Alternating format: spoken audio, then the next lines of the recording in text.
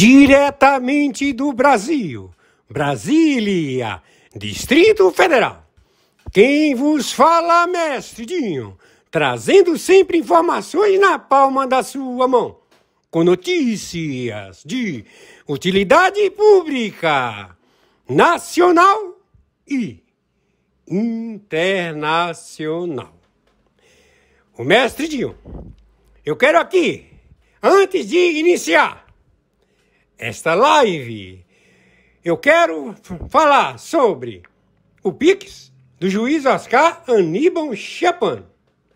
Pix, Oscar Aníbal Chapan, @gmail.com. Repito, Oscar Aníbal Chapan, @gmail.com.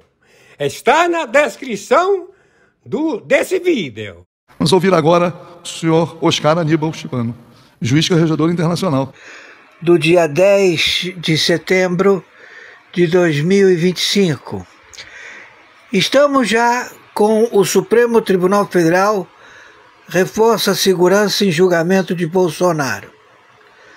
Quem está falando é o senhor Oscar Aníbal Chapan, árbitro na investigação já das determinações, já do conflito em que estamos em guerra atômica mundial. Já temos o posicionamento dos Estados Unidos, vamos já estabelecer a resposta para o Irã e para toda a região. China, Rússia, Coreia do Norte, Índia, toda a seção Paquistão, todos os envolvidos, eles têm o seu momento hoje, dia 10 de setembro de 2025. Quem está falando é o senhor Oscar Aníbal Chapan, árbitro. Justiça particular, justiça arbitral. Já temos o procedimento para a captura de Petro, da Colômbia, Maduro, da Venezuela, e Luiz Inácio Lula da Silva, do Brasil. São todos narcoterroristas. E eles já determinaram alvos. O Lula determinou alvo na cidade do Rio de Janeiro. Mandou mísseis hipersônicos atingir a cidade do Rio de Janeiro, porque eles estão querendo fazer um confronto global no momento do posicionamento americano no Irã. Então, eles já vão partir para a situação de guerra. Então, o Brasil está em guerra, o inimigo se chama Luiz Inácio Lula da Silva, Alckmin e o GovBR. Também os membros da primeira turma do Supremo Tribunal Federal. Temos a captura do Alexandre de Moraes e outros que já vamos proceder no dia de hoje, dia 10 de setembro de 2025. Horário 7 horas da manhã, 47 minutos. Conforme determinação, meu Pix é meu e-mail, oscaranibalchapano@gmail.com. Meu Pix é meu CPF 510 466 447 34. Meu Pix é meu telefone celular 5521 997420789. Já estamos em guerra já determinada contra funcionários públicos, amotinados, espias, sabotadores que estão no confronto conjunto com a China, a Rússia, a Norte-Coreia, o Irã, o Hamas, o Hezbollah, a submeter a população da República Federativa do Brasil. Então, o Brasil está em guerra com os Estados Unidos da América e com 123 países signatários do Tribunal Penal Internacional. Estamos à captura. Morto Luiz Inácio Lula da Silva, Alckmin e todo o seu GovBR. Já estamos em guerra. As tropas já estão em curso logístico de coalizão. Este filho de uma puta, Luiz Inácio Lula da Silva, deu ordem ao Irã para que mande mísseis transatlânticos a alvejar a cidade do Rio de Janeiro. Já temos tudo isso determinado e a defesa da cidade do Rio de Janeiro. Vamos proceder então com a captura, vivo ou morto, de Luiz Inácio Lula da Silva, Alckmin, Alexandre de Moraes e a puta que os pariu desse Supremo Tribunal Federal. O processo, ele está anulado, ele está totalmente prejudicado por causa desse filho de uma puta do Alexandre de Moraes e essa tutela e curatela vinda da China. Todos os adidos chineses serão todos presos, os russos também, o norte-coreano. Estamos em guerra mundial. Quem está falando é o senhor Oscar Aníbal Chapano. Por favor, viralize isto, 7 horas da manhã, 50 minutos. Por favor, já estamos em combate. E as tropas já se encontram no Brasil. Vamos proceder imediatamente à anulação, a soltar os presos que foram sequestrados da Papuda e vamos estabelecer o confronto de qualquer ardil amotinado nas forças do Exército, Marinha Aeronáutica, no pleno do Supremo Tribunal Militar e qualquer autarquia que se oponha às determinações estabelecidas por 123 países signatários do Tribunal Penal Internacional, como também do Tribunal Internacional, como também do Supremo Tribunal Mundial. Temos já a prisão, vivo ou morto, de Luiz Inácio Lula da Silva, Alckmin e do Pleno da Corte do Supremo Tribunal Federal. Todos já com captura, prisão internacional. Por favor, viralize isto o máximo possível. Maiores informações entraremos em contato. Selva, na investigação da cleptocracia da ONU. Cleptocracia significa sociedade de ladrões. Então, nós temos que entender, posto que já revelei que perante a misericórdia de Todo-Poderoso, eu e mais um, fomos testemunho dele se fazer presente por misericórdia. Eu fui resgatado na dor de ter a perda das expectativas que você anela no próximo e que você não encontra e você se decepciona. E eu estava com essa dor.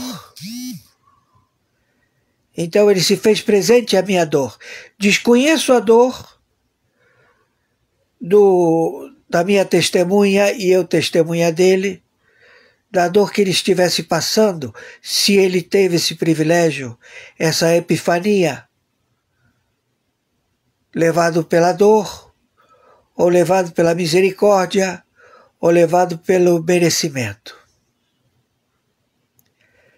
E convivi a minha vida inteira com muitas dores, de muitas decepções, até que ele me revelou que não é para eu ficar decepcionado, e sim sabido, ciente de que Ele está operando através de mim, que estou interpretando decepção, dor, que em realidade eu tenho que agradecer, não pelo fato de ter a verdade exposta, e sim pelo fato de saber de quem foi mais agradecido pelo fato de ter sido muito, infinitamente perdoado dos seus pecados. Certamente que ele vai ser muito mais agradecido do que pouco pecou, do que pouco acertou o alvo.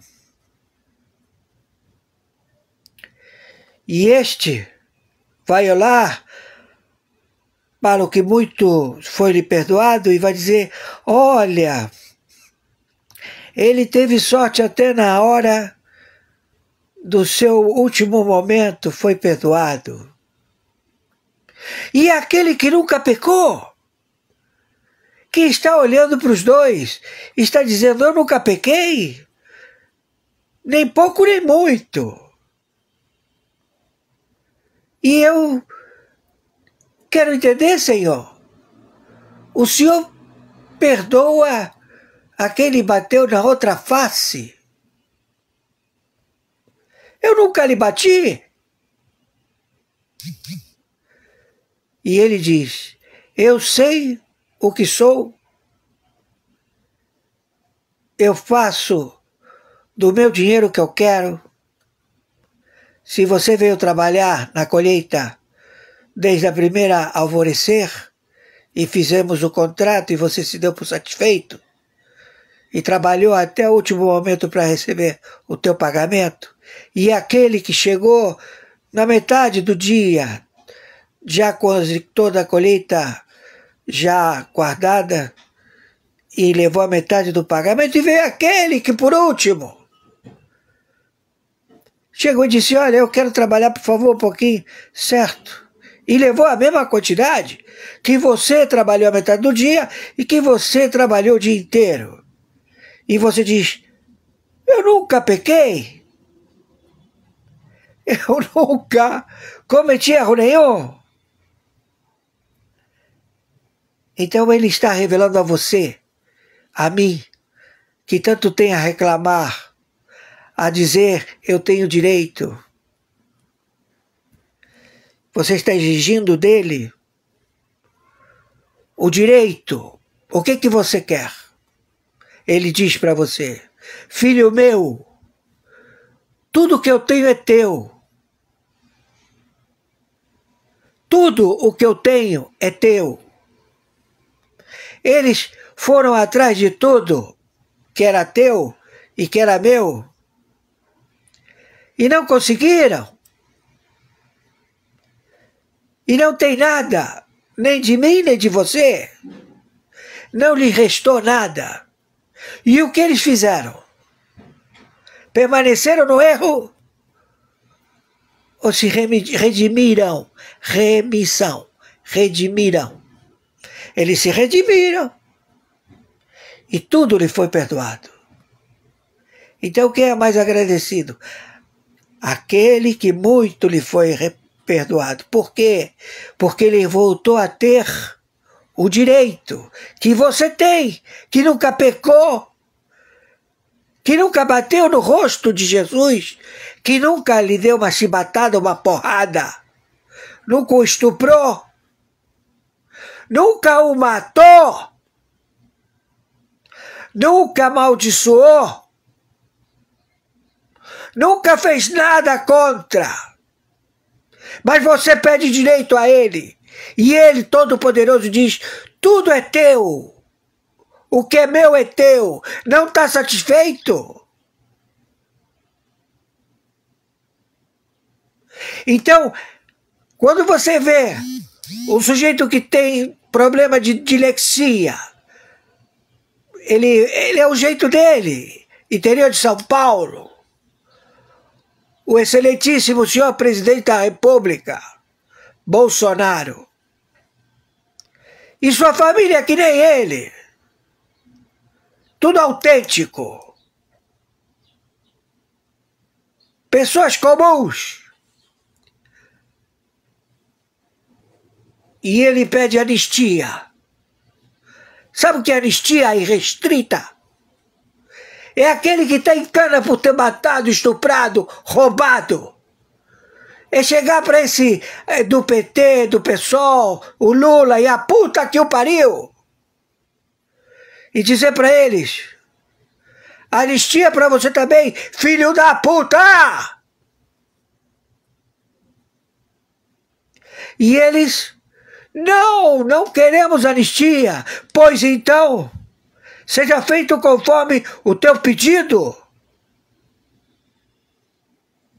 E você, altruísta, que nunca bateu na minha cara e que pede anistia, para que eles sejam alcançados pelo amor do Todo-Poderoso, o dono da verdade.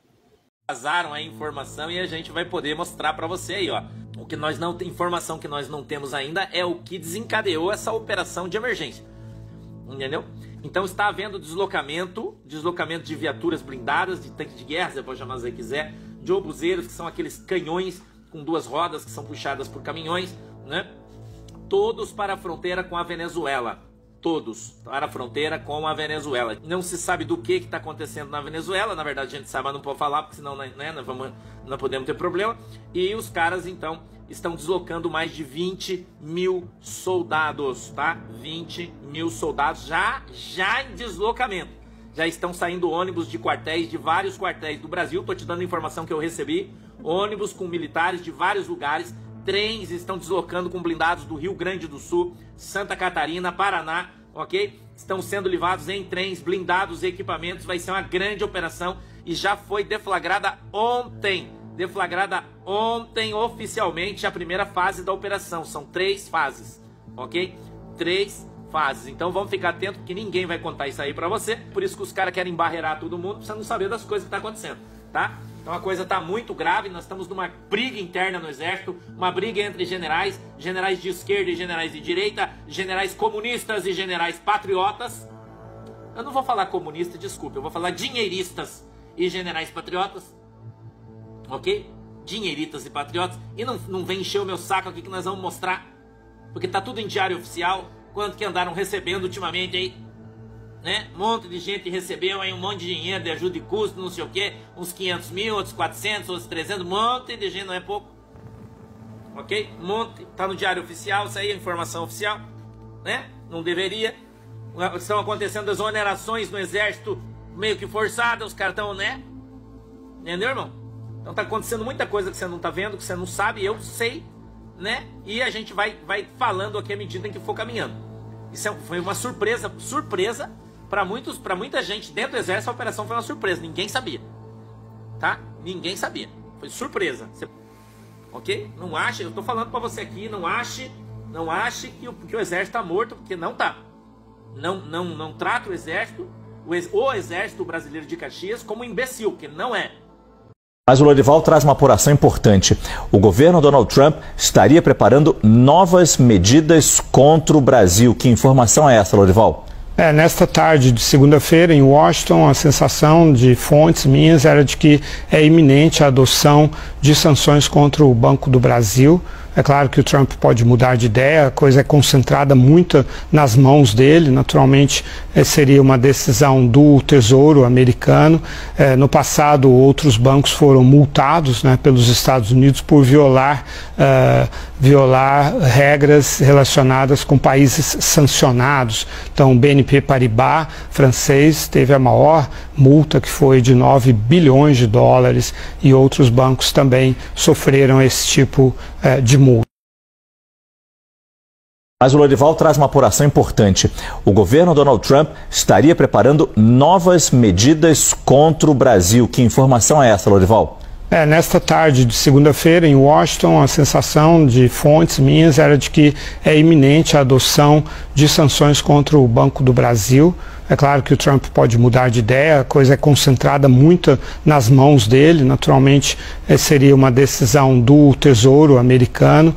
No passado, outros bancos foram multados, né, pelos Estados Unidos por violar regras relacionadas com países sancionados. Então, o BNP Paribas francês teve a maior multa, que foi de 9 bilhões de dólares, e outros bancos também sofreram esse tipo de multa. Mas o Lorival traz uma apuração importante. O governo Donald Trump estaria preparando novas medidas contra o Brasil. Que informação é essa, Lorival? Nesta tarde de segunda-feira, em Washington, a sensação de fontes minhas era de que é iminente a adoção de sanções contra o Banco do Brasil. É claro que o Trump pode mudar de ideia, a coisa é concentrada muito nas mãos dele, naturalmente seria uma decisão do Tesouro americano. No passado, outros bancos foram multados, né, pelos Estados Unidos por violar regras relacionadas com países sancionados. Então, o BNP Paribas francês teve a maior multa, que foi de 9 bilhões de dólares, e outros bancos também sofreram esse tipo de multa. Excelente, Marco. Concordo contigo. Muito obrigada pela sua companhia, sua disponibilidade. Ficou tanto tempo aqui com a gente hoje no Sem Rodeio. Sabe que é sempre muito bem-vindo aqui, né? Era nosso comentarista aqui também no Sem Rodeios, fixo. Sempre foi muito bom estar contigo aqui no Sem Rodeios da Gazeta do Povo. Eu que agradeço. Obrigado pelo carinho de vocês. Um beijo para todos, para a audiência maravilhosa da Gazeta. Estamos aí. Um beijo. Até a próxima. E agora, voltando com Consta, Constantino, amanhã a gente tem a continuidade aí do julgamento de Bolsonaro e outros réus. Tem também aí a presença de Eduardo Talhaferro na Câmara. A gente sabe que na semana passada, felizmente, esse assunto, em alguns veículos, pouquíssimos, como a Gazeta do Povo, a saída de Talhaferro ao Congresso é que roubou a cena. E é isso que a gente espera que aconteça amanhã novamente. Consequentemente, depois a gente pode ver isso furando bolhas, indo a outros veículos de comunicação também. O que você acha que a gente pode esperar do dia de amanhã? Tão importante aí a gente receber possivelmente novas revelações por parte do ex-assessor de Moraes, mas tendo também esse julgamento absurdo acontecendo. Uma coisa em contraste com a outra mostra que existem dois Brasis muito distintos, né? Em condições normais de temperatura e pressão, o que o Talhaferro já revelou tinha que parar o país. Não precisa vir mais nenhuma bomba, né? Porque o que veio já é bombástico o suficiente. Nós temos ali uma milícia montada, um gabinete paralelo, que usava o selo do TSE ou do STF ao bel prazer, né, sem critério, que foi atrás e perseguiu jornalistas, empresários grandes, tudo isso de maneira totalmente ilícita, para intimidar mesmo, para perseguir por crime de opinião que não existe no nosso ordenamento jurídico, no nosso Código Penal. Então, o que veio à tona já era para fazer o país parar, cruzar os braços, esperar uma investigação mais a fundo. Enquanto isso, o julgamento de Jair Bolsonaro eivado de ilicitudes, de problemas. A Gazeta fez uma reportagem muito boa esse final de semana, com 13 atropelos, né, do devido processo legal que a defesa denunciou. A própria defesa de Jair Bolsonaro não teve acesso, né, à ampla defesa, a várias prerrogativas.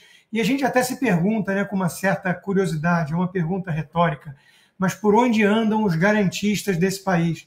Durante muito tempo, os garantistas, aquela turma lá dos amigos do Lula, prerrogativas, né, os garantistas foram como uma espécie de câncer no direito, porque eles usavam o garantismo, uma ideia razoável, vai lá, se você pensar que você precisa garantir todas as prerrogativas possíveis e imagináveis aos réus, né, eles usavam isso de uma maneira totalmente inadequada, eles abusavam, no fundo, né, para quem tinha grana e condições de pagar recursos, para gerar impunidade.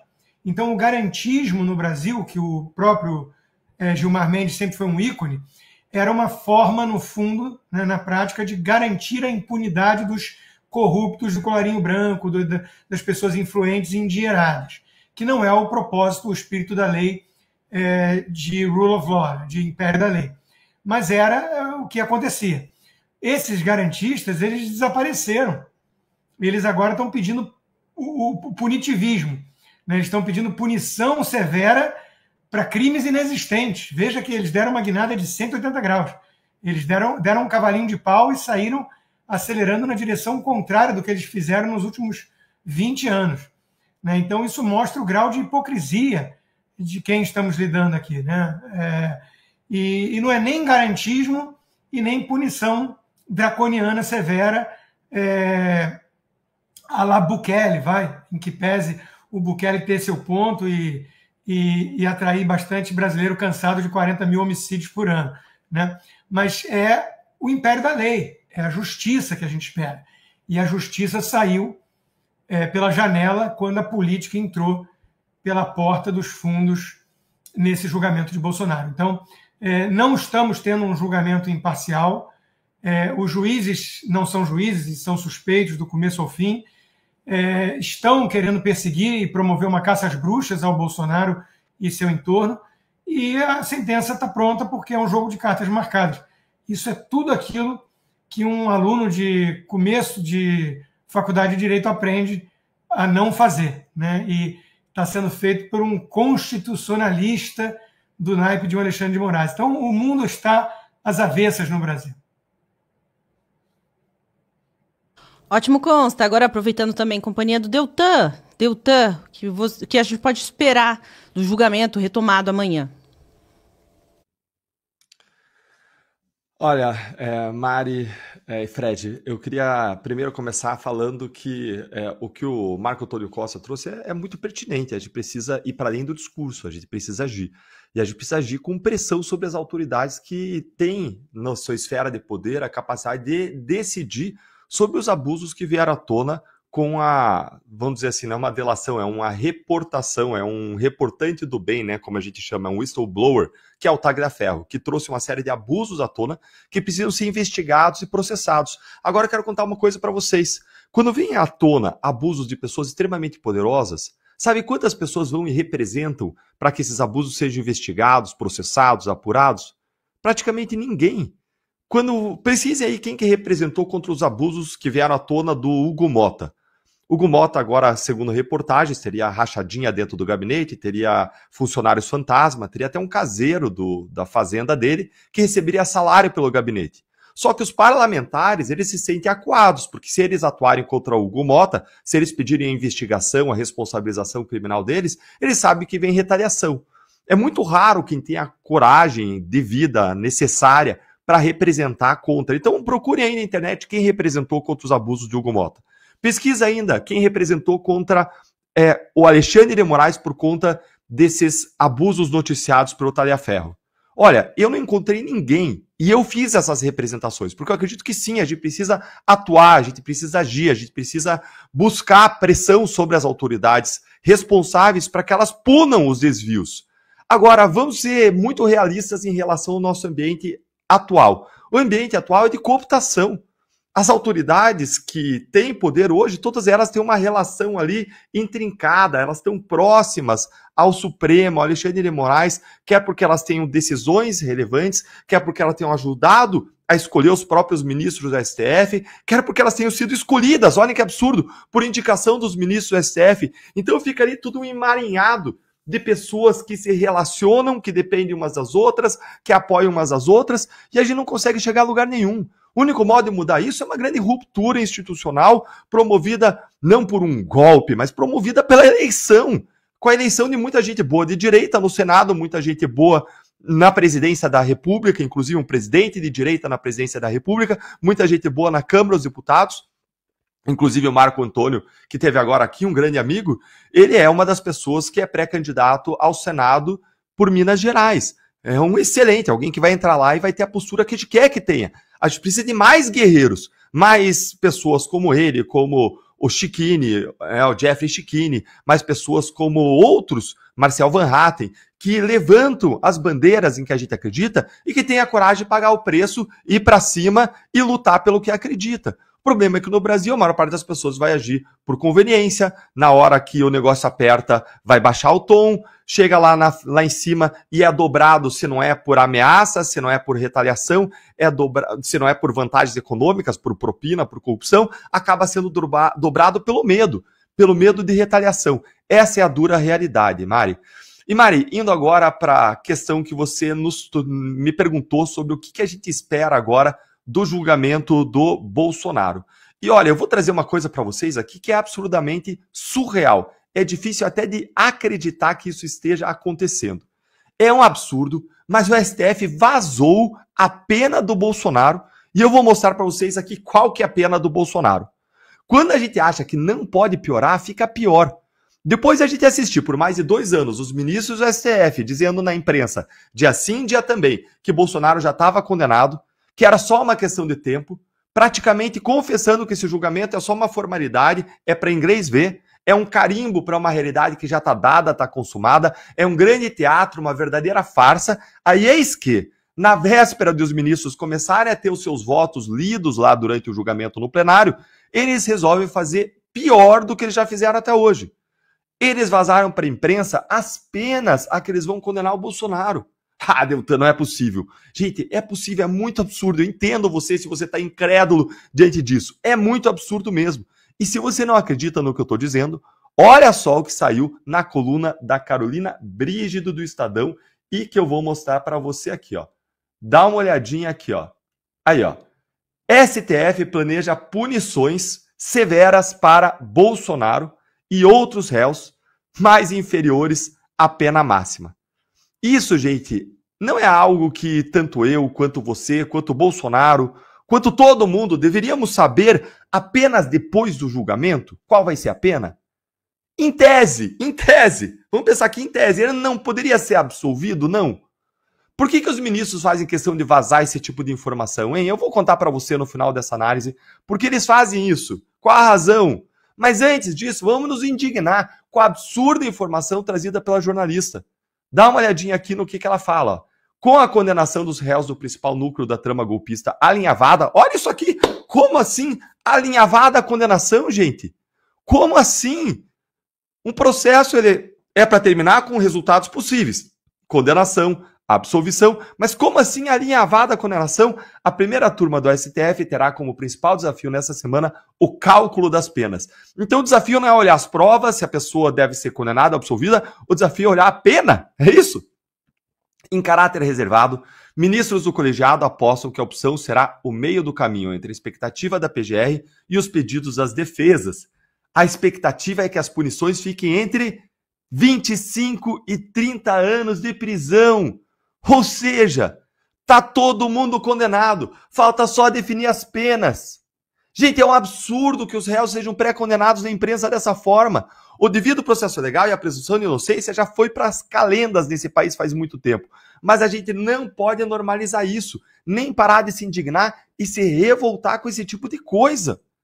Tá aí para quem duvidava, as penas do Bolsonaro e dos demais réus vazadas, antecipadas para a imprensa. Aí, ó, ficarão entre 25 e 30 anos de prisão. Vão realmente prender o Bolsonaro e jogar a chave fora, para finalmente derrotar o bolsonarismo como eles tanto queriam. Vão empurrar o extremismo para a margem da história, como disse o ministro Barroso, presidente do STF, na semana passada, um dia antes do julgamento do Bolsonaro começar. E por que então que eles usam essa linguagem aí, dizendo que eles apostam que as penas serão essas, em vez de dizer que serão? Olha aqui, ó, em caráter reservado, ministros apostam.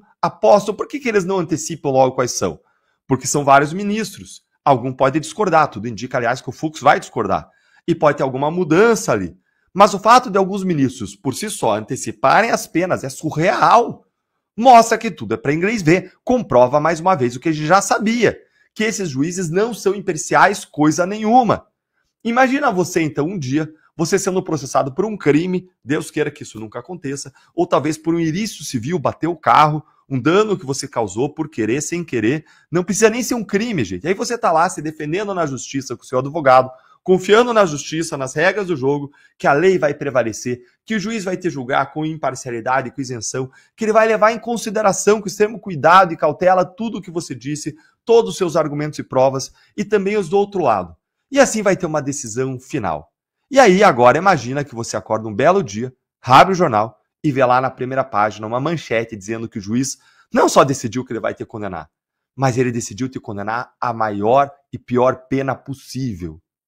Isso é justiça? Isso é o tal do Estado Democrático de Direito? Essa é a tal da democracia? Onde que isso é democracia? Em qual lugar, qual país do mundo que esse tipo de coisa aí é democracia, hein? Conte aí pra gente nos comentários.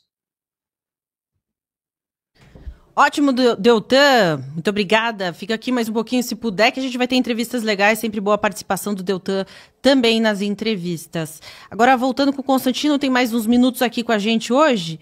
Vou ler um dos comentários aqui, que é do Vicente. Eles querem ignorar as denúncias, abafar e descredibilizar o talha-ferro. Então, os advogados devem trazer as provas ao julgamento. Assim, não vão conseguir ignorar. Então, o pessoal aí trazendo, né, aquilo que a gente está esperando para amanhã. E tem isso, Constantino. Ontem a gente observou, né, algumas críticas aí da esquerda com aquelas bandeiras dos Estados Unidos que estiveram em várias manifestações. A gente viu aqui em Curitiba também, trazendo novamente aquela narrativa de soberania e tudo mais. Mas, diante do cenário que a gente vê, né, essa dificuldade até de furar bolha, apesar de a gente ter conseguido ver isso na semana passada, né, as matérias em relação às revelações, as novas revelações do talha-ferro ganharam mais espaço do que tinham ganhado antes, desde que estiveram ali no Senado. Ainda assim, a gente deve contar bastante com aquilo que chega ao exterior, com essa pressão que chega ao exterior, né? Os Estados Unidos, de olho no que está acontecendo aqui no país, ainda é fundamental neste momento no nosso país? Sem dúvida que é. Daí a explicação da bandeira americana, né, que gerou tanta controvérsia. Até o próprio Silas Malafaia já teria dito que vai proibir nos seus eventos que ele organiza no futuro bandeira americana. Está aderindo à celeuma da turma pseudo-nacionalista, né? A esquerda da Internacional Socialista, da bandeira cubana que o Lula segura com orgulho, das bandeiras palestinas que eles levam em manifestações sempre recheadas de bandeiras vermelhas, né? Ali só não entra a bandeira brasileira. O que se viu nesse domingo não tem nada a ver com isso. É um mar de verde e amarelo com uma bandeirona americana e algumas bandeiras americanas em gratidão ao que os Estados Unidos vêm fazendo pela soberania do povo brasileiro, né? Então, eu não entraria nessa controvérsia se justificando para ficar na defensiva, porque é cair na armadilha de uma esquerda que sempre pare narrativas falaciosas, né?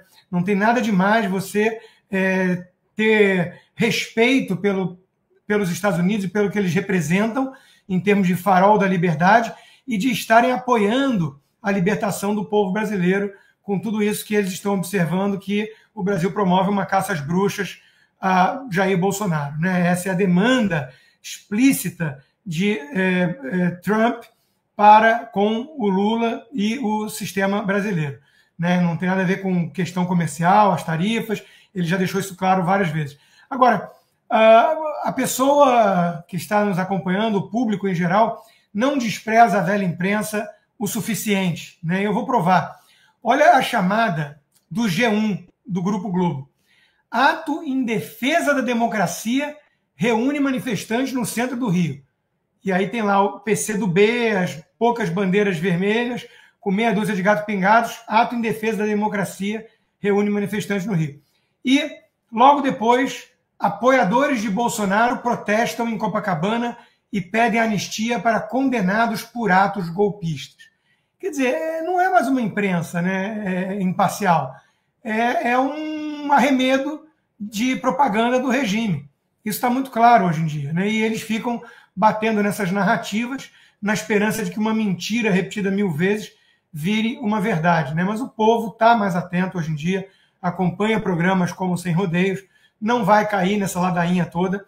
Essa ladainha da bandeira americana, idem. Eles vão tentando produzir as narrativas, que nem a narrativa que tentaram há umas semanas de que o Nicolas Ferreira é que teria alguma ligação com o PCC. Aí hoje vem a informação que não nos agrada muito, né? Que a irmã de Léo do Moinho, chefão do PCC, foi presa na favela do Moinho, né? A líder comunitária era a peça-chave do tráfico e da extorsão, e foi quem recebeu ministros do governo Lula na favela para preparar a visita do próprio Lula. Né? Então, de novo, são os tais diálogos cabulosos que a gente sabe quem mantém com o PCC, né? E não é o Nicolas Ferreira. Então, nós estamos lidando com gente da pior espécie. É preciso lembrar disso o tempo todo, né? Às vezes a fala do Marco Antônio Costa parece radical, parece beligerante, mas a gente precisa lembrar que nós estamos lidando com gente que não mede esforços em seu projeto de poder, que não segue os mesmos valores morais e éticos que nós seguimos. Pelo contrário, eles acham isso afetação da pequena burguesia, né? Eles estão no negócio de mentir para acumular poder. É isso que eles fazem o tempo todo em conluio com a velha imprensa, que se prostituiu, que se corrompeu.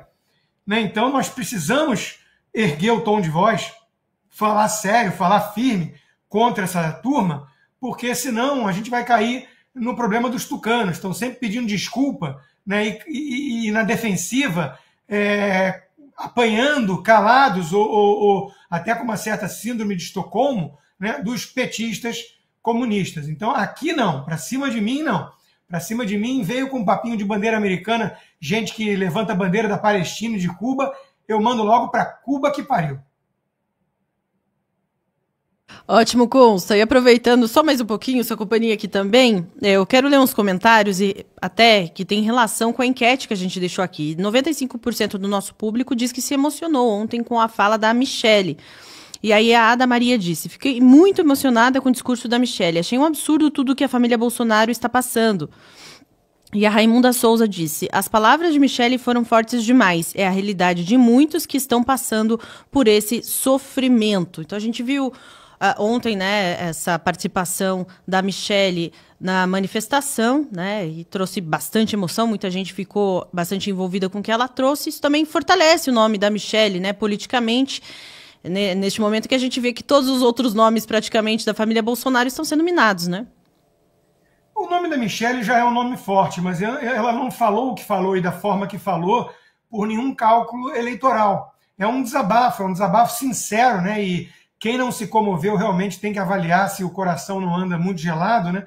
Porque, independentemente do que você pense do Bolsonaro e tudo, ela está falando ali de uma realidade de uma menina de 14 anos, que quando vai pegar o carro, a filha Laura, para ir para a escola, tem que vir uma revista policial para ver se o pai está escondido ou não na mala, no banco de trás, para fugir. Quer dizer, é humilhação atrás de humilhação. E isso, lembrando que ele não está condenado por nada ainda. Ele é denunciado por um golpe que é uma narrativa ridícula cá entre nós. Né? Então, é uma família que está passando o pão que o diabo amassou, que está sendo humilhada diariamente, que está acuada, né? E até um símbolo de resistência. Ela tentou terminar num tom otimista, mostrando um áudio do Bolsonaro em que ele faz um grito de rodeio, né? Uhul, não sei o quê, porque não podemos perder a esperança. Quando a pessoa do outro lado está cansada, está perdendo a capacidade de indignação, está falando, o Brasil não vai ter jeito, lembra do que essa família está enfrentando, a família Bolsonaro. E eles ainda estão lá, o Eduardo está lutando pelo Brasil aqui nos Estados Unidos, sem ver o pai, sem poder falar com o pai, sem ver os irmãos, né? Então, o pai sendo submetido a esse tipo de humilhação, foi acusado de importunar baleia, de vender joias de forma ilegal, e por aí vai. Né? Então, é um cerco de pessoas criminosas, esses sim, os algozes do Bolsonaro são os verdadeiros criminosos, é o cerco de uma quadrilha a um homem honesto que fez um governo de 4 anos sem escândalo de corrupção, que eles tiveram que produzir narrativas lá na CPI circense da Covid e tudo. Né? Então, de novo, é muita humilhação. E o povo brasileiro de bem está cansado, está indignado, está revoltado, e tem que canalizar essa revolta para a busca de justiça, né? Para lutar pela sua liberdade. Porque Bolsonaro, de novo, é um aparato, é um para-raio no meio entre o sistema, entre o regime totalitário e o povo. Né? Se eles fazem com Bolsonaro, que tem esse capital político, o que estão fazendo, imagino que eles não vão fazer com os bagrinhos menores. Né? Então, o Bolsonaro está entre os totalitários e o povo. Mas o alvo, não se engane, o alvo somos todos nós, é o povo brasileiro. Ótimo, Consta. Muito obrigada pela sua companhia nessa segunda. Sempre bom estar contigo aqui no Sem Rodeios. Um abraço, até quarta-feira no meu caso. Até. Agora, Fred, quero ouvir sua opinião também, né, sobre esse posicionamento do Gilmar, essa declaração de Gilmar Mendes. Você que também é sempre muito crítico aí, a forma como os ministros saem de seu papel e decidem se, né, não só se declarar politicamente, mas jogar politicamente, né, Fred? Pois é, Mari, o ministro Gilmar Mendes, que, sem sombra de dúvidas, dentre os ministros do Supremo Tribunal Federal, é o mais poderoso politicamente. Ele havia sido advogado-geral da União, do presidente Fernando Henrique Cardoso. Na carreira da Advocacia Geral da União, ele que foi o grande responsável por estabelecer todas as linhas mestras desse controle de constitucionalidade que nós temos no Brasil e que deram esse poder exacerbado ao Supremo Tribunal Federal. Poder tão exacerbado que o professor português Carlos Blanco de Moraes, que é professor catedrático da Universidade de Lisboa, chegou a declarar numa entrevista em 2017, muito antes desses atos absolutamente ilegais que vêm sendo praticados pelo Supremo Tribunal Federal, já naquele período, pelas decisões do tribunal que vinham avançando sobre os demais poderes. Ele já havia declarado, esse professor, que o Supremo Tribunal Federal era o tribunal constitucional mais poderoso do mundo. E o pai intelectual desse poder exacerbado do Supremo é o ministro Gilmar Mendes.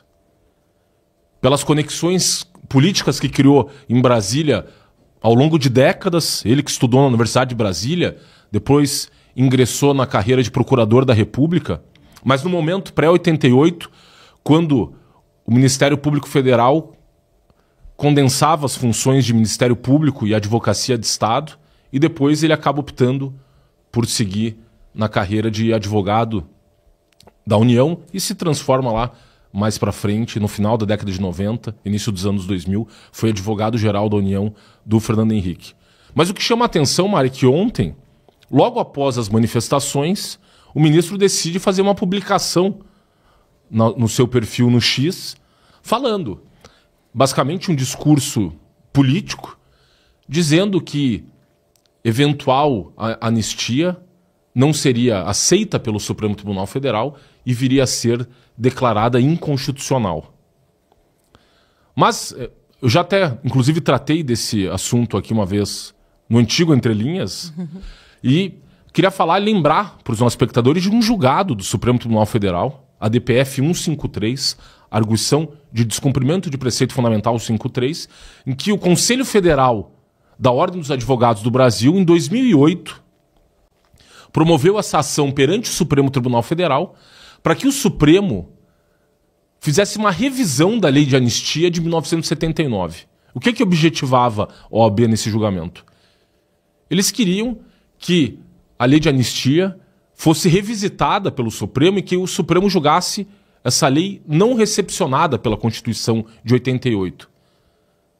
Que quando você tem uma nova ordem constitucional, uma nova Constituição promulgada num país, você, como a Constituição é o ápice do que a gente chama de pirâmide normativa, ela está no topo, é a norma fundamental que organiza e ordena todo o sistema jurídico, você tem que analisar se aquelas normas infraconstitucionais, as leis, se elas são compatíveis ou não com o novo texto constitucional.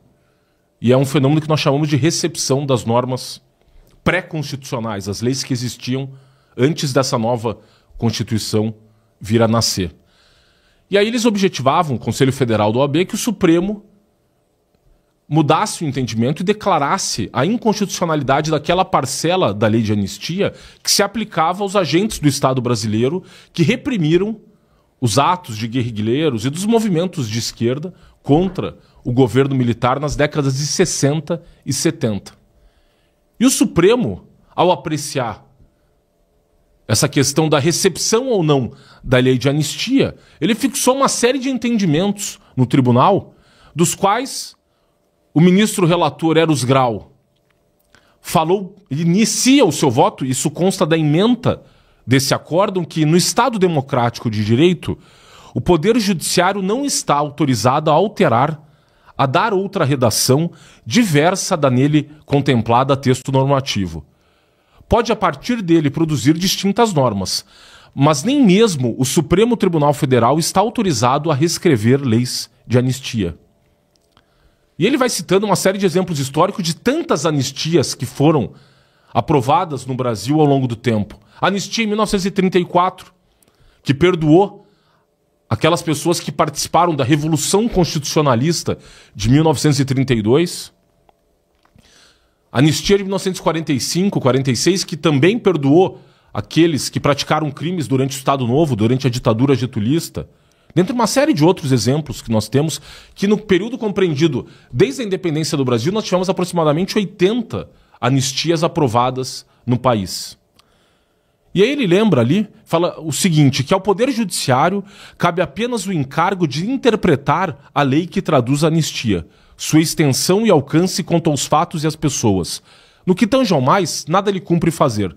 O assunto, escreve Carlos Maximiliano, de natureza essencialmente política, enquadra-se na competência exclusiva do Congresso, cujo veredito sobre o caso não sofre revisão do Judiciário. Então, você vê que o entendimento histórico do Supremo Tribunal Federal é de que o ato de anistia é um ato de soberania do Parlamento.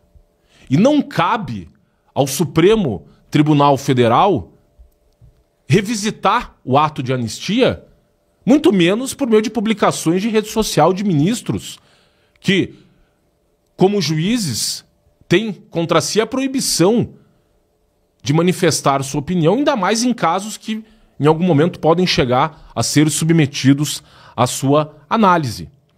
E esse voto do ministro Eros Grau, que a esquerda, inclusive, nunca o perdoou por esse voto, que Eros Grau era professor titular de Direito Econômico da Universidade de São Paulo, Largo de São Francisco. Ele, militante comunista histórico, atuou nesses movimentos que participaram ali na década de 70 e começo da década de 80, e atuou politicamente naquele momento, e a esquerda esperava que, na cadeira de ministro do Supremo Tribunal Federal, ele fosse revisitar essa lei de anistia para que, então, os militares fossem processados por eventuais crimes que tivessem praticado à época ali dos governos militares e que também foram abrangidos pela lei de anistia de 1979. E o Gilmar Mendes, ao ver o voto do seu colega Eros Grau, chegou a dizer que aquele voto era muito provavelmente o voto mais brilhante do ministro Eros Grau na cadeira no Supremo Tribunal Federal. E o Gilmar Mendes disse o seguinte nesse voto. Falou que a anistia é ato revestido de caráter eminentemente político e a sua amplitude é definida de forma política. A competência extraordinária do Congresso Nacional para conceder anistia foi inaugurada pela Constituição de 1891, a nossa primeira Constituição republicana.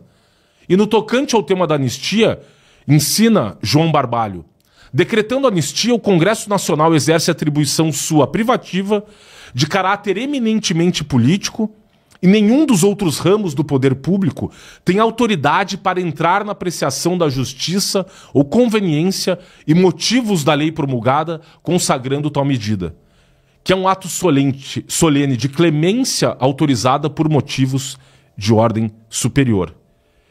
E aqui é engraçado, Marquinhos, ele vai citando o ministro Gilmar Mendes uma série de atos de anistia que propiciaram a pacificação da sociedade em momentos de esgarçamento do tecido social. Quando grupos existentes dentro da sociedade se contrapõem aos pontos em que em muitos cenários pode chegar inclusive a uma guerra civil, você vê o ministro Gilmar Mendes fazendo menção, por exemplo, à anistia que foi aprovada na África do Sul em relação aos crimes ocorridos sob o regime do apartheid e que propiciou que a África do Sul saísse daquele regime criminoso e pudesse emergir ali um cenário de paz, de pacificação, que propiciasse que as pessoas pudessem conviver a despeito dos crimes praticados ao longo do tempo naquele país, que essas pessoas conseguissem conviver em harmonia. E ele inclusive fala aqui que a função da anistia, o ministro Gilmar Mendes diz, ela serviu de instrumento, a anistia de 79, justamente porque apresentando-se como um meio de superação da dicotomia amigo-inimigo que havia sido potencializada no período de crise precedente. Então, tem um grande teórico político alemão, o Carl Schmitt, que ele falava que a política, se você for analisar a essência do fenômeno político, ela pode ser caracterizada justamente por essa divisão da sociedade entre amigos e inimigos. E o instrumento da anistia é justamente ele que propicia que a sociedade possa construir uma solução consensual para os seus problemas e promover um regime democrático justamente para propiciar que aqueles que se veem como amigos e inimigos possam se ver como meros adversários, para que essas eventuais divergências sociais sejam resolvidas no âmbito do parlamento, em especial do Congresso Nacional. Porque é o Congresso Nacional que, numa democracia, num Estado de Direito, tem ali os representantes eleitos pelo povo e que representam justamente o todo social, os vários grupos existentes no país, para que se chegue, por meio do diálogo, da harmonia, a uma solução pacífica dos conflitos. E me parece, Mário, o ministro Gilmar Mendes, ao dar essa declaração, ele que é tão cioso da sua trajetória acadêmica, que, como eu disse, ele foi um dos grandes artífices do atual sistema de controle de constitucionalidade que temos no Brasil, sua dissertação de mestrado trata desse assunto, sua tese de doutorado trata desse assunto, ele se esquece desse voto que ele deu na DPF 153, em que ele deixa muito claro o papel da anistia como instrumento de pacificação social, de superação dessas divisões sociais entre amigos e inimigos, e o papel histórico que a anistia de 79 cumpriu no Brasil e que a sociedade brasileira quer que essa anistia, esse PL da anistia avance no Congresso Nacional justamente para tentar restaurar um clima no país harmonioso em que os contrários possam conviver e que essas soluções sejam construídas, repito, no Estado Democrático de Direito, na casa devida que é o Parlamento, o Congresso Nacional, Câmara dos Deputados e Senado Federal.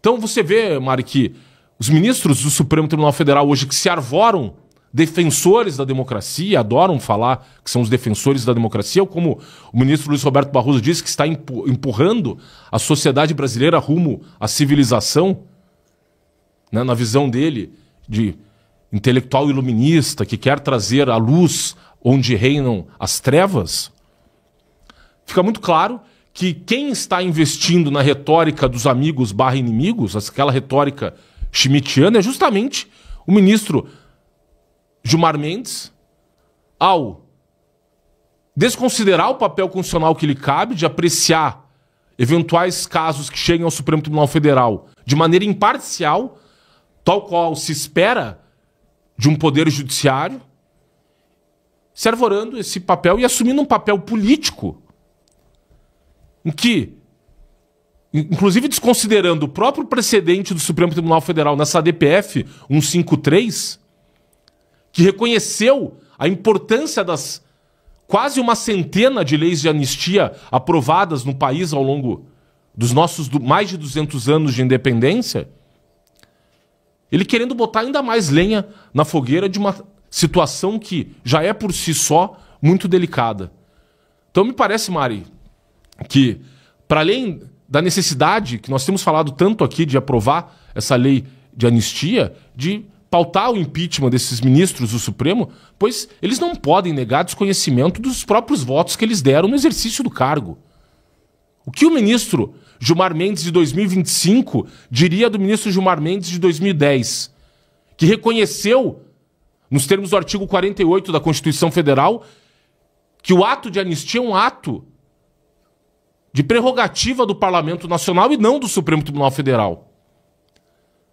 Então, o que nós esperaríamos dos ministros da Suprema Corte, até pelo conhecimento histórico que eles têm aqui, esse julgado da DPF 153, e acho que as pessoas que puderem parar um tempinho, eu acho que vale muito a pena ler esse julgado do Supremo Tribunal Federal, você consegue achar facilmente na internet, eles trazem e revelam o quanto o Supremo Tribunal Federal tem atropelado os demais poderes tem atuado para além das suas atribuições constitucionais, desconsiderando inclusive os próprios julgados que esses mesmos ministros que hoje, né, estão dando essas declarações, tal qual essa declaração do ministro Gilmar Mendes, que deixa muito claro que ele sabe qual é o papel do Congresso Nacional ao conceder uma anistia, o papel do Supremo Tribunal Federal, que não tem poderes e atribuições constitucionais para se imiscuir no mérito de uma eventual aprovação de um PL da anistia pelo Congresso Nacional,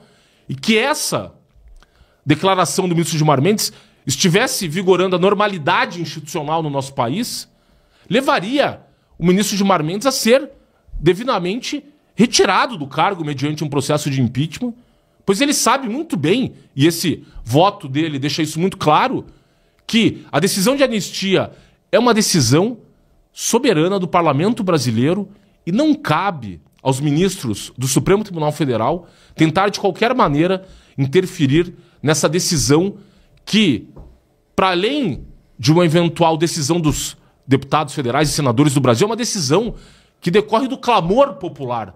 E no regime democrático, as instituições devem responder à voz do povo e não, né, cercearem a liberdade dos cidadãos e calar a voz desse povo que se expressou em pelas ruas de tantas cidades do Brasil, deixando muito claro que, ao menos, o presidente da Casa, Hugo Mota, deve pautar esse PL da anistia e cabe aos deputados, ouvindo as ruas, votar pela aprovação ou não dessa lei. Mas não cabe ao ministro do Supremo Tribunal Federal se arrogar o papel de parlamentar ou de chefe de poder executivo ou de tirano, como é o caso do ministro Gilmar Mendes, tentando cercear a liberdade do povo de se manifestar nas ruas e o livre exercício parlamentar por deputados e senadores que têm a atribuição, nos termos do artigo 48, de conceder ou não anistia. Mari. Perfeito. Fred, agora a gente vai receber aqui no Sem Rodeios o deputado Capitão Alden. Boa tarde, seja bem-vindo aqui ao nosso programa. Acho que o senhor está sem áudio. Vamos tentar ali. Se a gente não conseguir já, daqui a pouco a gente chama o senhor novamente. Vamos então com o Deltan Dallagnol. O Deltan tem uma questão a mais para trazer aí, bem importante também, que é essa questão de não existe mais unanimidade sobre o STF, mesmo dentro do STF. Conta pra gente, Deltan. Mário, vamos falar disso. Queria dar também boas-vindas ao Capitão Alden. Ele é, vamos dizer assim, uma árvore que floresceu no deserto da Bahia, né? Porque lá na Bahia a gente sabe que é difícil. O pessoal lá é de esquerda, e o Capitão Alden representa os nossos valores, a nossa visão. É alguém cristão que tem buscado defender os valores cristãos e de direita no meio ao caos da Bahia, que responde por índices de segurança pública dos piores do país depois de 18 anos de governo do PT, né? Finge a surpresa. E o Capitão Alden sabe muito disso como alguém que veio da área de segurança pública. Respondendo à última questão, Mari, a última manifestação que eu fiz aqui, eu esqueci de responder uma coisa. Eu falei que o Bolsonaro já está até com pena aí anunciada e eu prometi que eu ia contar para vocês por que os ministros ficam antecipando toda hora a condenação do Bolsonaro e as penas até do Bolsonaro, como aconteceu dessa vez. E eu percebi que eu não contei isso no final para vocês. E eu quero contar agora, antes de responder essa tua última questão agora, Mari. Por que os ministros, então, ficam antecipando toda hora a condenação e as penas do Bolsonaro? Gente, para que não seja uma surpresa, para que não haja um caos, uma grande reação da sociedade na hora que vier a condenação e as penas altas do Bolsonaro. É uma forma aí, vamos dizer assim, de ferver o sapo, para quem conhece a expressão. Você vai esquentando o sapo devagarinho na panela, ele não reclama, porque a temperatura vai mudando gradualmente, pouco de cada vez, e de repente ele está sendo fervido, para não dizer frito, sem que ele esteja reclamando, se debatendo ou tentando pular da panela. O que eles querem fazer é cozinhar o bolsonarismo, querem cozinhar a direita, querem cozinhar, mais do que isso, aqueles que têm consciência e que sentem a sua consciência ferida pelos abusos que acontecem contra as liberdades no Brasil. Bom, e vamos agora para essa questão que você trouxe. O monolito STF está rompido, não é mais um monolito, existe agora um surto de sensatez que a gente viu no STF. E olha, o que eu vou mostrar para vocês é absolutamente incrível, porque o ministro concordou com o Tarcísio, lembrem, Tarcísio que chamou Moraes de tirano, e concordou com o povo nas críticas ao STF. E não, gente, não pode ser possível uma coisa dessas, não é? Um ministro do STF concordou com o Tarcísio? Como assim, Deltan? E para você que está perdido e não sabe o que está acontecendo, o ministro concordou com qual fala do Tarcísio, né? Ontem, nas manifestações do dia 7 de setembro, que tomaram as ruas de todo o país e que pintaram o Brasil aí de verde e amarelo, em que a gente ouviu o grito da justa indignação das pessoas com o STF que já passou de todos os limites constitucionais e legais, eis que o governador de São Paulo, Tarcísio de Freitas, tomou o microfone e falou publicamente uma crítica muito forte a Moraes, chamando-o de tirano, lavando a nossa alma. E olha que eu estava lá no caminhão e quando eu vi aquilo foi emocionante para mim e para as milhares de pessoas que estavam lá. E aí o que aconteceu em seguida a isso? Eis que o ministro Gilmar Mendes foi para as redes sociais atacar o Tarcísio. Gilmar disse que no Brasil não tem ditadura de toga, coisa nenhuma, e que não tem ministro tirano, ou seja, sentiu o golpe, usou a mesma palavra até que o Tarcísio usou. E Gilmar disse que os brasileiros não aguentam mais os sucessivos golpes de Estado, com uma série de mentiras num tweet inteiro que ele escreveu longo, criticando essa manifestação especificamente aí do Tarcísio. Foi uma resposta mais do que indireta, praticamente direta aí ao que disse Tarcísio de Freitas. Eu analisei em detalhes essa reação do Gilmar Mendes num vídeo do meu canal, mas aqui eu quero ressaltar que essa resposta do Gilmar, gente, é coisa de República de Bananeira. Por quê, Deltan? Porque Tarcísio é político, e como político ele pode falar o que ele quiser, enquanto Gilmar Mendes é ministro do STF, ou seja, é juiz. Juiz não pode falar o que ele quiser, juiz pode falar nos autos. Gilmar só pode rebater os seus colegas ou atacar fatos em julgamento, e olha lá, apenas em sessões do Supremo Tribunal Federal, durante leituras e votos, que é o lugar propício ali para os embates, para as discussões, para os debates jurídicos e constitucionais. E não no X, não nas redes sociais. Gilmar ter feito o que fez é só mais um sintoma que prova o que o Tarcísio falou, que nós temos sim uma ditadura de toga, nós temos sim ministros tiranos que fazem o que querem, que falam pelos cotovelos e falam o que não devem e o que não podem falar. Só que, eis que, olha o que surgiu aí na Folha de São Paulo. Olha aí, ó. Gilmar rebate Tarcísio e diz que o Brasil não aguenta mais tentativas de golpe, né? Mas nessa matéria aqui, escondidinha, surgiu algo que vai chamar a sua atenção, que vai deixar nosso queixo caído aí. Porque a Folha de São Paulo resolveu ouvir outros ministros do STF, além daqueles ministros de sempre, ou além daqueles que falam pelos cotovelos, além da ala norte-coreana do Supremo, dos aliados do Gilmar e do Moraes. E aí acabou com uma opinião nova, apareceu aí uma opinião original. Para quem lê com atenção as matérias, volta e meia aparece alguma coisa ali nas entrelinhas que vale muito a pena a gente ver. E apareceu então algo absolutamente destoante de tudo que a gente vê na imprensa. Uma opinião contrária e crítica ao Moraes. Eu quase não acreditei quando eu li isso, gente, pela primeira vez. Então leia aqui comigo para depois você não dizer que era fake news. Olha aí, ninguém me acusar de fake news, olha aí. Também sob condição de anonimato, um terceiro ministro adotou uma linha diferente de Gilmar, afirmando que, preste atenção, em sua avaliação, os poderes não estão ouvindo as ruas. Opa, o que é que está acontecendo? Quando a gente imagina que a gente está apenas assistindo a mais um capítulo aí da República Bananeira do Brasil, com Gilmar Mendes, mais uma vez, falando fora dos autos, fazendo discursos políticos, quando a gente acha que é muita banana para pouca república, eis que surge um ministro do STF corajoso das sombras para dizer que os poderes não estão ouvindo as ruas, que as pessoas que estavam nas ruas ontem, de direita, bolsonaristas, conservadoras, cristãs, podem estar certas, que o STF tem que ouvir a crítica sobre os abusos, as arbitrariedades e uma ditadura de toga no país, que foi a tônica das manifestações, que Tarcísio pode estar certo e Moraes errado? Não pode ser, gente. Isso aqui é para se comemorar, mas é mais do que isso. É para nos fazer questionar e indagar. O que será que está acontecendo lá dentro do Supremo Tribunal Federal, hein? De onde que vem esse raio de luz, esse raio de sensatez, de humildade, sabedoria, temperança? Será que vê tantas pessoas nas ruas novamente, de forma pacífica, ordeira, protestando, se manifestando, lutando pelos nossos direitos, pelas nossas liberdades? Será que fez finalmente alguns ministros do STF colocarem a mão na cabeça, abrirem os olhos para o que está acontecendo? Ou ainda, será que fez alguns deles sentirem medo? Será que alguns lá andaram batendo com a cabeça numa Magnitsky? O que você acha que aconteceu, hein? Me conta aí sua opinião nos comentários. Eu tenho meu palpite aqui sobre qual ministro falou isso, mas eu quero ouvir o seu. Boa, Deltan. Muito obrigada pela sua companhia no Sem Rodeios de hoje. Sempre um prazer estar aqui contigo. Meu prazer, Mari, Fred, grande abraço a vocês. Deixo meu abraço registrado para o Capitão Alden, que tenho certeza que a audiência vai aproveitar muito aí da fala, do conhecimento, da visão dele sobre o momento político do país. Grande abraço e até logo. Abraço, até. Agora sim, vamos verificar se já deu certo o áudio do deputado. Boa tarde, digo novamente, né? Boa tarde, deputado Capitão Alden. Seja bem-vindo aqui ao nosso programa.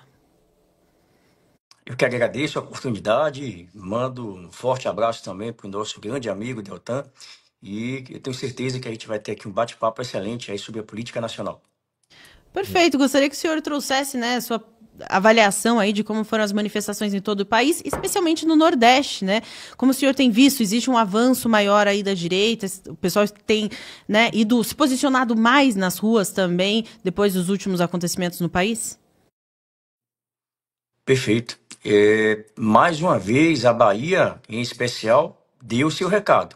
Mostramos que a Bahia tem direita, sim, que a Bahia não tem se contentado com as migalhas que o PT tem tentado entregar para a sua população.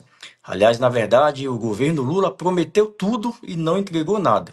Só para você ter uma ideia, menos de 10% do total daquilo que foi previsto nas grandes obras do PAC foram entregues aqui na Bahia. Então, realmente, muita promessa, muita falácia e muito pouca entrega.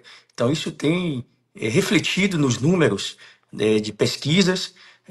Reiteradas vezes se tem notícias e informações de que a avaliação de Lula, não somente na Bahia, mas em todo o Nordeste, tem caído de forma muito vertiginosa, e isso tem refletido, inclusive, nos seus parceiros políticos, como é exemplo do governador daqui do estado, Jerônimo Rodrigues, que também é do PT. Então, eu avalio que essas grandes movimentações por todo o país, e em especial na Bahia e no Nordeste, foi realmente sucesso, estrondoso.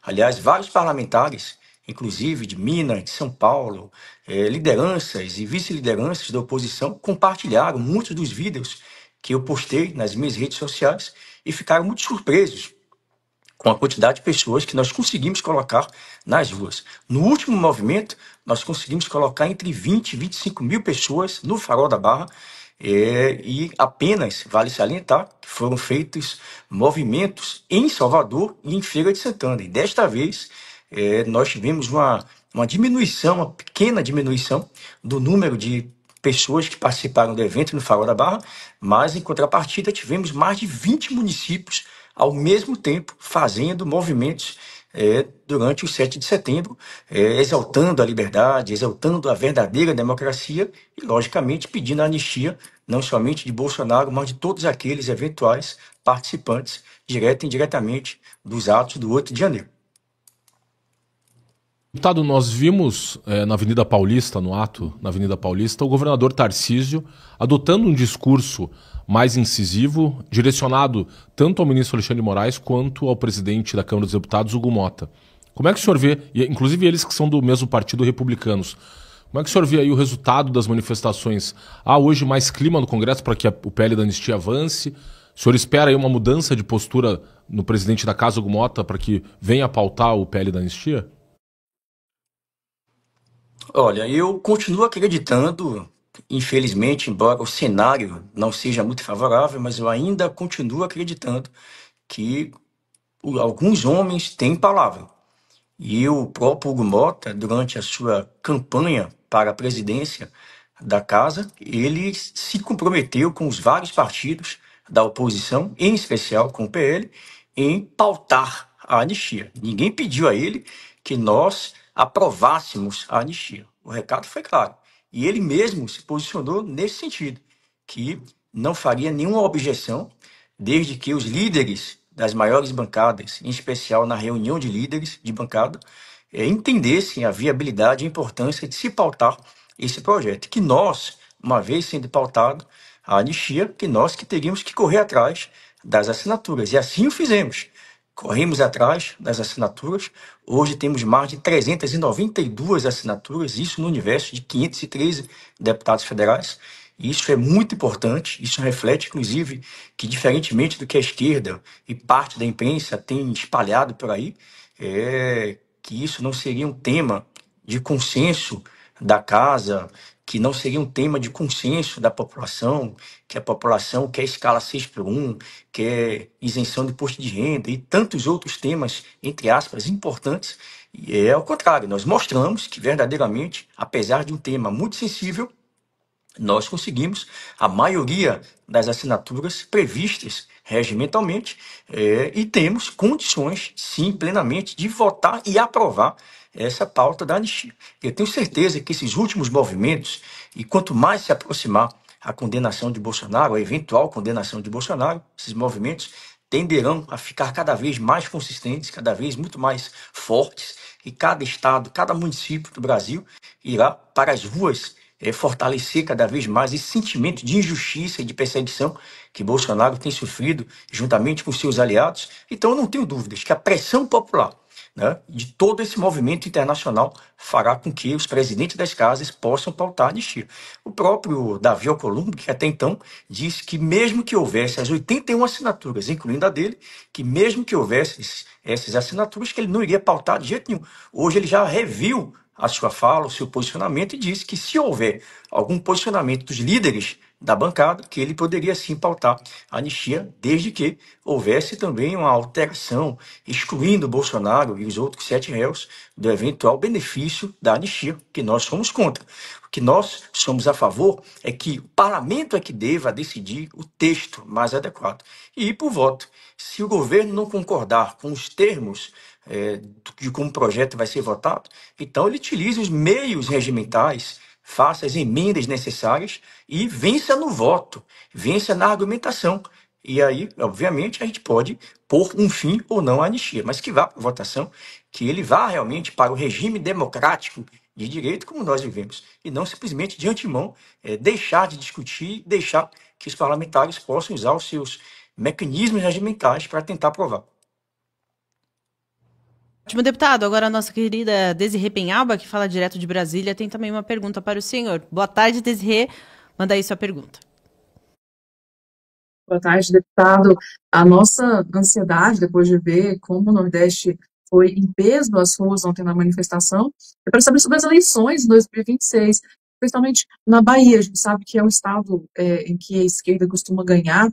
A gente quer saber do senhor se existe essa perspectiva da direita conseguir bons nomes para o Senado, para o governo, ou se a direita vai ter que se aliar ao Centrão para conseguir algum espaço em 2026. Olha, eu acho isso muito pertinente, essa sua pergunta.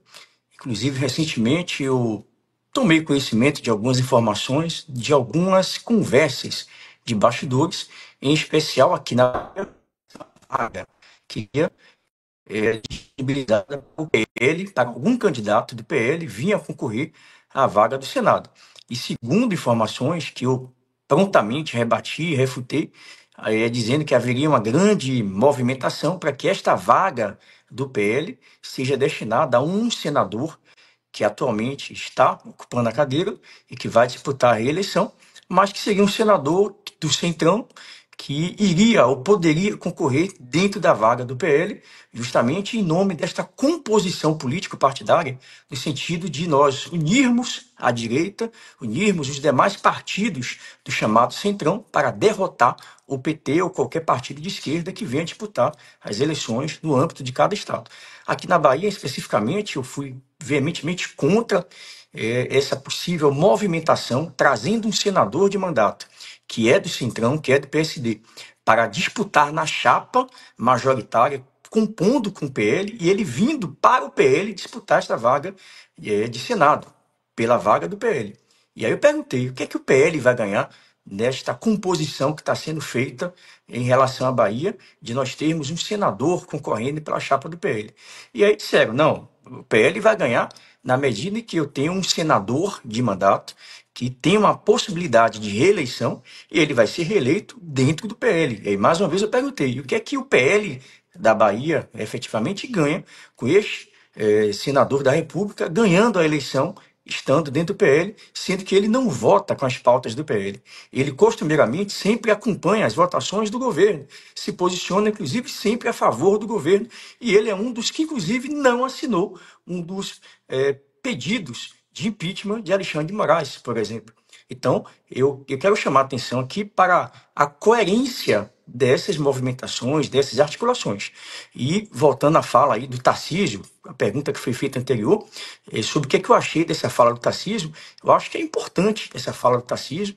Ele precisou e precisava fazer um movimento, um gesto, para o público conservador, considerando que as pessoas estavam cobrando dele um posicionamento mais firme, não somente contra o STF, mas também, principalmente, a favor da anistia e de todas as demais pautas que o PL defende. E eu tenho visto sempre essa mesma discussão. Antes da eleição, vamos nos unir para derrotar o PT, para tirar o PT do jogo político, e quando essas pessoas ganham o poder, chegam ao poder, simplesmente escanteiam o PL. E aí fica a sensação de que a gente simplesmente foi utilizado, foi abusado e utilizado por tempo de TV, por tempo de rádio, pelo fundo partidário, pela militância que a gente consegue mobilizar, especialmente em torno de temas como esse, contra o PT, contra o partido de esquerda, e simplesmente não ficam antenados, não ficam obrigados, inclusive, a seguir aquelas pautas que o PL defende. Então eu sou contra esse tipo. Vamos nos unir para derrotar o PT a qualquer custo, a qualquer preço, sem que o pessoal do Centrão, ou aqueles que eventualmente venham compor o eventual chapa majoritária, atenda também os anseios daqueles conservadores que querem também ver, por parte do Centrão ou dos candidatos que venham compor a chapa majoritária, que eles possam fazer gestos para o PL, daquelas pautas que nós defendemos, né? A anistia, o fim do fogo privilegiado, especialmente contra os abusos praticados pelo STF, obviamente, uma série de outros pontos que são de nosso interesse e a gente não vê isso pautado. Então, eu acho que está se discutindo muito essa ideia, quem será o presidenciável, quem vai herdar esse cabedal político, toda essa militância de direita, se é Tarcísio ou se é qualquer outro nome, mas estão esquecendo de fazer a seguinte pergunta: quem quer que venha a ser o indicado de Bolsonaro, ele poderá ganhar a eleição, é fato, ele vai ter o apoio maciço dos partidos do Centrão, mas ele vai seguir as agendas do PL, ele vai cumprir com as nossas pautas e nossas demandas. Então, mais do que essa convergência política apenas para tirar o PT, nós temos que entregar resultados e, com atitudes e com coerência, entregar para os conservadores aquilo que nós acreditamos, especialmente no que tange a fim da ideologia de gênero nas escolas, essa agenda nefasta que estão tentando contra as crianças, erotização, adultização, né? Enfim, há uma série de movimentos que são importantes para o PL e esses partidos precisam fazer o seu gesto também. Deputado, nós temos isso como uma das questões que mais preocupam os brasileiros, a questão da segurança pública. O estado da Bahia é um dos estados mais violentos do Brasil, índices de homicídio, presença do crime organizado. É uma discussão, inclusive, o próprio governo americano querendo classificar essas organizações criminosas como organizações terroristas. O senhor, sendo da área de segurança pública da Bahia, como é que hoje é o cenário na Bahia, né, da segurança pública? O que o senhor acha dessa intenção? Inclusive, há projetos de lei, um de autoria de um deputado do Ceará, que também quer passar a classificar essas organizações criminosas como organizações terroristas no próprio Brasil. Como é que o senhor vê esse contexto todo? Perfeito. Eu também sou um dos autores de um projeto de lei que visa equiparar as organizações criminosas a organizações terroristas. Inclusive, aqui na Bahia, em especial, a gente vê com muita apreensão esses movimentos, especialmente do governo americano e países da América Latina que têm, inclusive, feito gestos ao governo americano no sentido de, inclusive, alterar as suas legislações, no sentido de equiparar determinadas organizações criminosas, quer sejam dos seus países, quer sejam outras organizações que atuam, inclusive, nos países ali vizinhos aos Estados Unidos, equiparando estas organizações a organizações terroristas. Isso é de grande valia, porque, primeiro, aqui no Brasil, na nossa legislação, Quando você equipara organizações criminosas a organizações terroristas, já começa a mudar a forma como o Estado brasileiro ele vê aquela organização criminosa. E a própria tipificação penal já faz com que o criminoso, uma vez enquadrado como uma organização, membro de organização terrorista, ele passará apenas de 12 a 30 anos. Ou seja, ele já começa em regime fechado. Ele não vai simplesmente se submeter a todo o processo de análise para verificar as condutas individuais, eventuais majoritárias ou majorantes, para que ele chegue a uma pena de 12 ou mais anos, somado aí homicídio, somado tráfico, enfim. Ele já começa em sendo equiparado a terrorismo, ele já vai com 12 até 20 anos, já começa em regime fechado. Então, eu acho que essa forma do Estado brasileiro direcionar o seu olhar para as organizações criminosas, aplicando a ela uma pena mais dura, sem direito à progressão de regime, sem direito à saída temporária, sem direito a qualquer remissão da pena, inclusive naqueles casos em que ele venha a trabalhar 3 dias ou estudar 3 dias, ele não terá a sua remissão da pena, ou seja, é a pena dura, ele é tratado de uma forma mais pesada, o cajado pesado da lei pesa sobre aqueles integrantes, e isso faz com que haja uma sensação de punição àqueles membros daquelas organizações. Aqui na Bahia são 22 facções criminosas aterrorizando todo o Estado. Nos últimos 18 anos, já foram mais de 100 mil assassinatos, desde quando o Jacques Wagner, que foi o primeiro governador da Bahia, e assim permaneceu esse partido governando a Bahia, já foi Jacques Wagner, 8 anos, depois passou Rui Costa, mais 8 anos, e agora Jerônimo Rodrigues, caminhando para a sua segunda reeleição, continuando aí esse mar de sangue, de morte, de violência. É o estado que é o terceiro estado onde mais policiais morrem em serviço e fora de serviço. Somente nesse semestre já foram mais de 1.500 tiroteios, somente aqui na capital, em Salvador. Então você vê aqui realmente um cenário de guerra que precisa realmente de uma atenção especial do Estado, não somente do Estado, como eu digo, Bahia, mas de toda a União, estados e municípios, envolvendo guardas civis municipais, né, juntamente com seus prefeitos, e toda uma estrutura de prevenção e combate ao crime e à violência. Então, enquanto nós não tivermos uma integração de esforços para combater o crime e a violência, nós viveremos nesse mar de sangue como nós vivemos aqui no Estado. E, infelizmente, Jerônimo fica sempre atribuindo a responsabilidade ou a Bolsonaro, ou a Marte, ou a Júpiter, ou a algum extraterrestre, ou seja, ele sempre terceiriza a responsabilidade e esquece de cumprir com as suas responsabilidades. Hoje nós temos o efetivo policial que, em comparação aos demais estados, é um dos menores do país, proporcionalmente falando. O salário é o 25º pior salário das forças de segurança, equiparando aí todos os demais estados brasileiros. Hoje você tem a maior quantidade de policiais que morrem, como eu disse, fora de serviço e em serviço. É o terceiro estado. E você não vê nenhuma medida concreta para o enfrentamento do crime e da violência.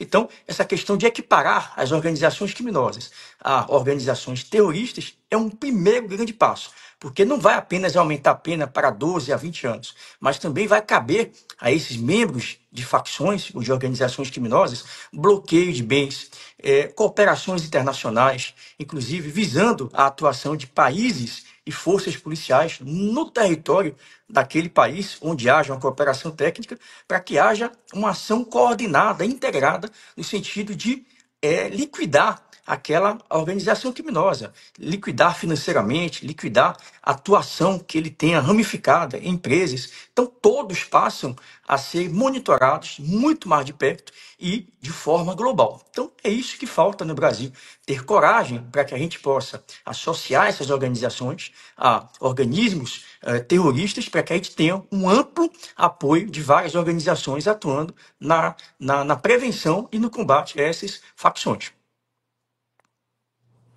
Ótimo, deputado. A gente agradece demais pela sua disponibilidade, sua participação. Te espera sempre aqui no Sem Rodeios da Gazeta do Povo. Eu que agradeço a oportunidade, estou à disposição hoje e sempre. Forte abraço. Obrigado. Abraço, até mais. Agora, voltando com a Desirê. Desirê, agora queremos ouvir, né, suas informações, seus comentários a respeito de Tarcísio. A gente estava discutindo aqui no começo do programa sobre como ele mudou aí a postura dele nas últimas manifestações. E o nome dele tem aparecido cada vez mais em pesquisas também, né? Lógico que a gente questiona muito aqui essa retirada do nome de Bolsonaro, sendo que tem muito chão até lá ainda em relação à elegibilidade, mas queria que você contasse pra gente e opinasse também sobre o nome de Tarcísio, agora se manifestando muito mais claramente, né? Tendo mais intensidade aí em seus discursos e também aparecendo mais nas pesquisas. Então, Mariana, boa tarde também, Frederica, não cumprimentei mais cedo. Pois é, saiu uma pesquisa exatamente hoje, comentando que em uma simulação para o segundo turno, em São Paulo, o governador Tarcísio superaria o presidente Luiz Inácio Lula da Silva. Isso significa que, para a presidência da República, o Tarcísio ainda é o principal nome aí que está conseguindo rivalizar e superar todos os demais nomes da direita. E aí essa pesquisa ela saiu nessa segunda-feira, né? O cenário aí de primeiro turno teria um empate técnico se fosse Tarcísio registrando 38% contra Lula, com 34% das intenções de voto, mas ainda assim o Tarcísio superando, e nesse segundo turno, então, o Tarcísio ficaria também em primeiro lugar. Aí a pesquisa também avaliou outros cenários, colocando aí o Lula em empate técnico com Jair Bolsonaro e a Michelle Bolsonaro. A pesquisa ouviu mais de 2.000 eleitores no estado de São Paulo entre 29 de agosto e 3 de setembro. E o nível de confiança aí estabelecido foi de 95%. Aí vocês podem questionar, a pesquisa não serve de nada, a gente sabe que tudo isso é planejado, tem um grupo por trás que planeja essas pesquisas, mas, querendo ou não, as pesquisas têm uma importância muito grande, porque, primeiro, elas ajudam a fomentar a opinião pública, mas também elas embasam o mercado e as pessoas que ficam aguardando o entendimento coletivo aí para tomar também as próprias decisões. Então, por mais que não tenha credibilidade, não estou querendo desqualificar aqui, eu só estou querendo trazer muita opinião de todos os nossos ouvintes, as pessoas que são de direita mesmo, a gente percebe que, mesmo sem credibilidade, a pesquisa ela tem um impacto muito importante, é por isso que a gente traz para vocês. Então, em primeiro lugar, o que a gente pode concluir dessa pesquisa? De fato, Tarcísio está se colocando como o verdadeiro candidato da direita. Ainda mais depois do discurso de ontem, né, que ele colocou ali as opiniões, principalmente ansiadas, aí, os anseios, né, de toda a direita que esperava dele um posicionamento tanto contrário ao Alexandre de Moraes, como também em favor da anistia, e principalmente com relação a essa sensação de que estamos vivendo uma ditadura. Foi exatamente isso que ele falou. Então, isso foi ao encontro do que os eleitores esperavam, isso agradou bastante todo o público, e se colocou também como leal. Em momento algum, o Tarcísio chegou a querer se colocar acima do Bolsonaro, mostrando que lealdade, que é um atributo importante para a política, isso ele também tem. Então, umas duas teorias que eu vi aqui, entre vários comentaristas, eu quero trazer para vocês. Porque o nosso papel, ele é de informar, mas também de esclarecer. A primeira das teorias que eu ouvi dizer por aí, seria que o Tarcísio seria o candidato do Centrão há muito tempo, inclusive eu já trouxe aqui algumas opiniões, já saiu em alguns jornais, comentando que o Tarcísio estava, na verdade, traindo o Bolsonaro, e ele não faria questão mesmo do Bolsonaro, ele estava ali para poder continuar com o objetivo do sistema, mas o que a gente percebe é que, pela fala dele de ontem, ao defender o Bolsonaro e colocar o Bolsonaro como a pessoa injustiçada que deveria verdadeiramente ser o candidato em 2026, ele já coloca isso por terra. Embora não deixe de ser ainda uma teoria que a gente traz aqui para vocês, né? Inclusive, o fato da inelegibilidade do ex-presidente faria parte dessa postura. Agora, a outra hipótese também que a gente escuta muito entre comentaristas que são da direita é que o próprio Bolsonaro também estaria vinculado ao Tarcísio para que ele pudesse ter força. Afinal de contas, quando o Bolsonaro se coloca como vítima de um sistema, faz com que o clamor aí popular ajude a eleger o próprio Tarcísio. Enfim, a gente vê de tudo na internet. O que importa é que, assim, dentro do possível, o que está acontecendo é que o Tarcísio está se colocando como uma pessoa sensata. Ponto. O papel dele de governador de São Paulo é muito relevante, ainda mais na situação política que a gente está vivendo, e ele está sabendo exercer esse papel, tanto com relação a articulação que ele está fazendo. Semana passada foi ao Congresso Nacional para articular pela anistia, mas também em dar voz a essa indignação que a população tanto espera e precisa, até porque é uma coisa que é extremamente relevante e que vocês guardem isso no coração.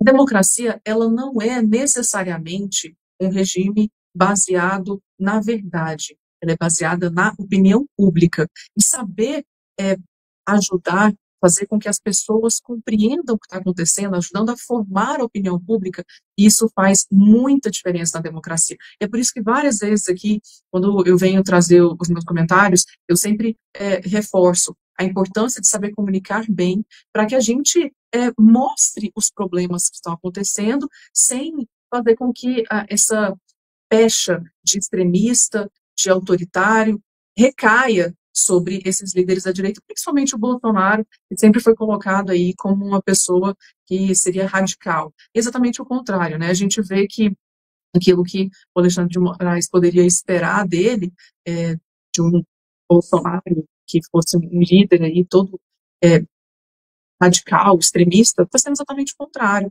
Ele está obedecendo todas as ordens, ele está calado como está sendo obrigado a ser, não está fazendo nada fora daquilo que essas ilegalidades estão impondo para ele. Então, esse contraste entre aquilo que as pessoas colocam como adjetivo para poder caracterizar o Bolsonaro acaba sendo o contrário do que ele está se provando, tanto com relação à postura atual e até mesmo para justificar todo esse processo todo cheio de vícios e ilegalidades que ficam tentando fazer justificativas e provas totalmente infundadas. Agora, voltando sobre a questão do Tarcísio, a gente percebe o seguinte: diferentemente de outras lideranças que aí se colocam como nomes para se candidatar em 2026, como o governador Ratinho Júnior e o Caiado, que não foram a Paulista, a gente percebe como o Tarcísio ele está à frente, mostrando aí a sua liderança, mostrando a sua força, e que realmente ele é um líder que está conseguindo convencer que é realmente uma pessoa interessada em resolver os problemas que o Brasil está vivendo hoje,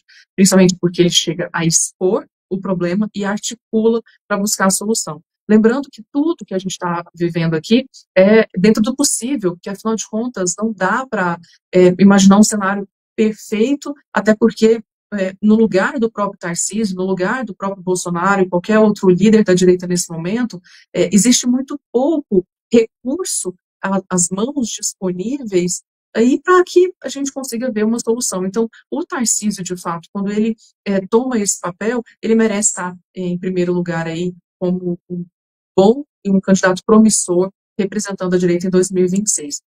Então, pelo que a gente percebe também, é o que tudo indica, mesmo que tenha anistia, né, mesmo com o Bolsonaro preso ou solto, elegível ou inelegível, é possível, né, que a esquerda ainda se sinta mais convidada e atraída a votar no Tarcísio. E por que eu digo isso? Porque o que a gente está vivendo hoje, por ser uma situação extremamente excepcional e injusta, a gente tem que lidar também com aquela parcela da realidade, né, que é o possível e não necessariamente o ideal. Mariano. Diretamente do Brasil, quem vos fala, mestre Dinho, trazendo sempre informações na palma da sua mão. E o meu convite especial, por gentileza, entra na descrição desse vídeo. Urgente! Clicar nos links abaixo. É uma surpresa e você pode ganhar muito dinheiro. Repito! Urgente! Clicar nos links abaixo. É uma surpresa e você pode ganhar muito dinheiro.